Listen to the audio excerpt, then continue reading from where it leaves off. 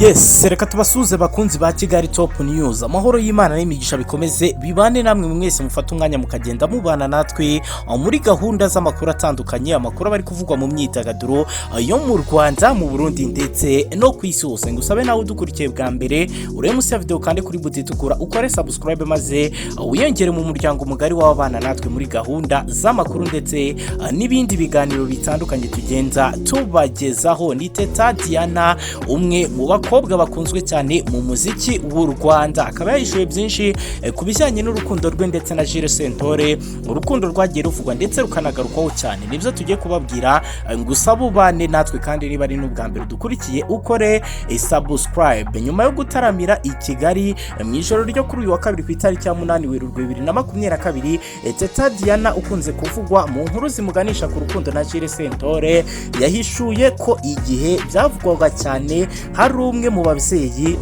wabo wabasabye ko ibingibi byaba. Teta Diana akaba yavuze ko Jules Sentore ari inshuti ye ikomeye, ariko ibyo gukundana bitigeze bibaho nubwo byakunze kuvugwa cyane. Yagize ati, Jules twabanaga muri Gakondo Groupe, ni itsinda ryari rigizwe n'abantu bakuru ari twe bana bato barimo kugendana nabo ndetse no kuba inshuti. Rero niho abantu bagiye babona ko dukundana, ntekereza ko ariho byavuye.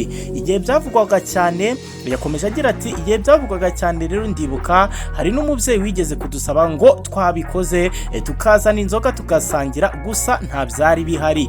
Teta rero bikaba bigarutseho mu kiganiro cyihariye yagiranye n'ikinyamakuru Igihe nyuma y'igitaramo yakoze cyo kwizihiza umunsi mpuzamahanga wahariwe abagore. Akaba yahakanye amakuru y'urukundo rwe na Jules Sentore, aho yagize ati, reka mukubwire Jules ni inshuti yanjye kuva twamenyana mu muziki, ni umuntu tuziranye kuva muri Gakondo. Byaravuzwe kenshi ko dukundana, ariko ndumva nta kiba ari ikinyoma, ni ikinyoma ndetse n'ukubeshya. Nta rukundo rwigeze ruba hagati yanjye nawe, ahubwo ni umuntu ukwiye kuzicara nkamutumira nkamuha inka kuko yambereye inshuti. Akaba ari ibyatangajwe na Teta Diana nyuma y'igitaramo yakoze kuri uyu wa kabiri ku itariki ya 8 Werurwe 2022. Ngayo nguko ukore subscribe kuri Kigali Top News maze dukomeze tubane.